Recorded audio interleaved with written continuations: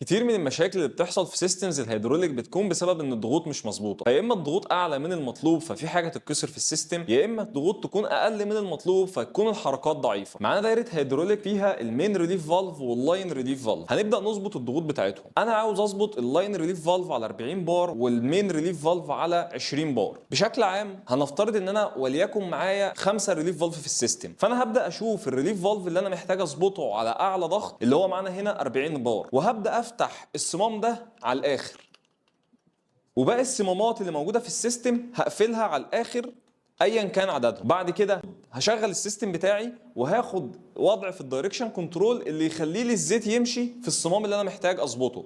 فانا هبدا اشغل وهاخد الوضع الكروس عشان امشي الزيت في الصمام ده. دلوقتي احنا عندنا الضغوط تقريبا 30 بار، فانا هبدا اقفل في الصمام ده اللي انا كنت فاتحه على الاخر لحد ما الضغوط توصل ل 40 بار. كده هو اتظبط على 40 بار.